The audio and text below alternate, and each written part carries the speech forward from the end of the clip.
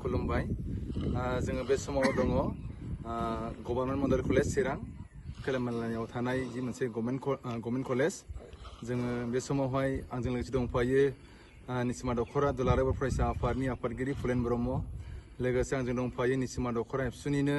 गाहाय नेहाथारि नितिश बसुमतारिजों लोगोसे दखरानि दैदेनगिरि बिथांमोन जोङो बे समाव जोबोद मोनसे गोजोननायखौ जोङो मोनदों मानो होनोबा दिनै आसाम गभर्नमेन्टनि गुबुन गुबुन ओनसोलफ्राव जेरैबायदि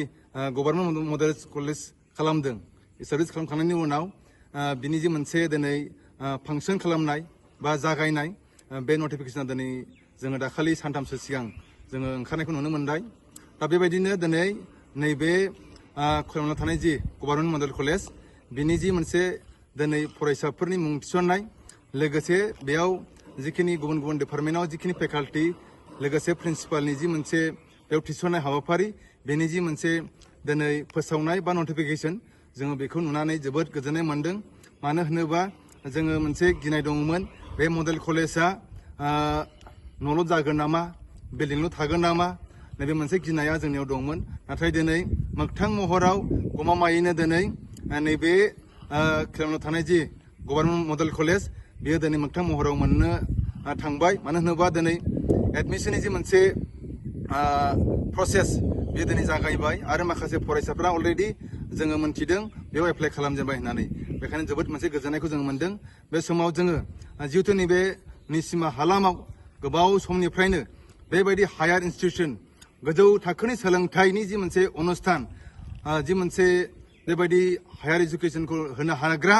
बेबायदि जोंनियाव इडुकेसन इनस्टिटिउसन गैयामोन दा बेखायनो निसिमा हालामनि जानानै बे मोनसे जोबोद मोनसे गोजोनथाव खौरां दा बेखायनो जोङो बे समावहाय जाय बिथांमोना दिनै निसिमाखौ नायसनबाय जाय बिथांमोना दिनै निसिमा हालामाव सोलोंथाइ बिथिंखौ सोलोंथाइ आयदाखौ गोजौ फारसे लांनांगौनि थाखाय जि मोनसे दायथ' लानानै दिनै निसिमा ओनसोलाव नैबे गभर्नमेन्ट मडेल कलेजखौ हरबाय बेनि थाखाय गिबियाव दुलाराय बर' फरायसा आफादनि मानगोनां आफादगिरि आरो मानगोनां गाहाय नेहाथारि मुस्रि कनिन्द्र बसुमतारि बिथांमोना दिनै जोंनि नैबे ओनसोलाव थानाय जि मोनसे गोग्लैसोनाय मोनसे ओनसोल बे ओनसोलावहाय सोलोंथाइखौ गोग्गो खालामनो लोगोसे गोजौ सोलोंथाइखौ बेवहाय होनो थाखाय जे मोनसे सुबिदा होबाय बेनि थाखाय चिरां जिल्ला दुलाराय फरायसा आफादनि जानानै लोगोसे निसिमा ओनसोलनि सासे बेनि जोनोम मोननाय सासे बिसा हिसाबै जोङो जोबोद गोजोननायखौ बिथांमोननो बावहरदों लोगोसे आसाम सरकार आसामनि गिबि मन्थ्रि मानगोनां डक्टर हेमन्त बिश्व शर्मा लोगोसे बिटिआरनि चिफ मानगोनां श्रीजुत प्रमद बर' बिथांमोननिसिमबो जोबोद साबायखर जासिबाय मानो होनोबा बिथांमोना दिनै जोंनि ओनसोलाव जि मोनसे गोनांथि जानाय जि मोनसे गोजौ थाखोनि सोलोंथाइ अनुस्थान बेखौ जोंनि गेजेराव दिनै होफैनायनि थाखाय जोबोद साबायखर थादों बिथांमोननिसिमबो लोगोसे चिरांनि गासैबो जोंनि दैदेनगिरि बिथांमोनखौ जोङो साबायखर जासिदों दिनै बे मोगथां महराव दिनै जोङो नुफैनो मोननायनि थाखाय बे समाव आरो फंनैसो बाथ्राखौ आं बे समाव मोनथिनो लुबैदों जोङो नुबाय जि मोनसे बेयाव साबजेक्ट होदों जोङो नुनो मोनदों इंराजि बेयाव दङ एसामिस बेयाव दङ बर' दङ लोगोसे जिअ'ग्राफि लोगोसे मास कमिउनिकेसन बे मोनबा आयदाखौ जोङो बेयाव नुनो मोनदों जोङो बेजों लोगोसे जोङो बेखौनो दिनै आरोबाव खावलायबावगोन चिरां जिल्ला एबसुनि जानानै जोङो बेखौनो खावलायगोन बे गभर्नमेन्ट मडेल कलेजाव जाहाथे जिखिनि डिपार्टमेन्ट नांगौ बे डिपार्टमेन्ट गासैबो जाहाथे फैयो दिनै जोङो नुनो मोनदों बेयाव पलिटिकेल साइन्स गैया बेयाव इडुकेसन गैया बेयाव फिल'सफि गैया बेयाव हिस्ट्रि गैया बेयाव इक'नमिक्स गैया जों बेखायनो जाय जोंनि फरायसाफ्रा क्लास 12आव इक'नमिक्स लानानै फरायनाय जायफ्रा पलिटिकेल साइन्स लानानै फरायनाय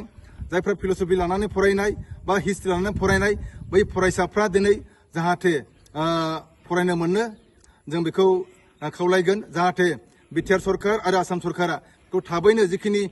माखासे आद्रा थानाय जिखिनि डिपार्टमेन्ट बेखौ जाहाथे नैबे खोलामालायाव थानाय जि गभर्नमेन्ट कलेज बेयाव जाहाथे एडिसनेलि जिखिनि डिपार्टमेन्ट नांगौ बेखौ हरगोन जों बेखौ खावलायहरदों लोगोसे नैबे जिहेतु मोनबा साबजेक्ट हरदों इंराजि एसामिस बड' आरो जिअ'ग्राफि आरो मास कमिउनिकेसन बे बिथिङाव जोंनि फरायसाफ्रा खोनानो मोनदों जोबोद मोनसे गोनो गोथोखौ जादों मानो होनोबा बिथांमोन फरायनाय पलिटिकेल साइन्सखौ बिथांमोना बै स्मार्ट पर्टेलाव थांनानै जेराव एडमिसनखौ एप्लाइ खालामनो हायो बे बेलायाव बिथांमोना बेखौ मोननो हायाखै लोगोसे एडुकेसनखौ मोननो हायाखै बा आन साबजेक्टफोरखौ बेयाव मोननो हायाखै दा बेखायनो बै जोंनि फरायसाफोरखौ आं खावलायगोन बेखायनो बेवहाय जिखिनि गोनो गोथो दङ बेखौ गोनो गोथो जानानै दरखार गैया दा बे बेलायाव जिखिनि साबजेक्टफोर बेयाव होनाय जाबाय बेयाव मोनसे फैगोन मेजर मोनसेया फैगोन माइनर 1 दा बेखायनो जोङो जायफोरा फरायसाफ्रा इंराजियाव मेजर लानो गोसो बिथांमोना मेजर लानो हागोन जायफ्रा एसामिस बड' बे साबजेक्टआव मेजर लानो गोसो बेयावबो हागोन लोगोसे जाय बिथांमोना दिनै मास कमिउनिकेसन बेयाव जुदि मेजर लानो गोसो दङबा बेयावबो हागोन नाथाय जिअ'ग्राफिनि बेलायाव जाय क्लास 12आव फरायनाय गथ'आ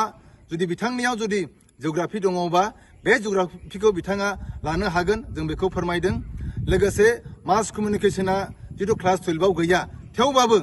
बियो क्लास 12आव फ्राय जिहेतु गैखाया हिसाबै बेखौ मेजर लानायाव खुनु उसुबिदा गैया बेखायनो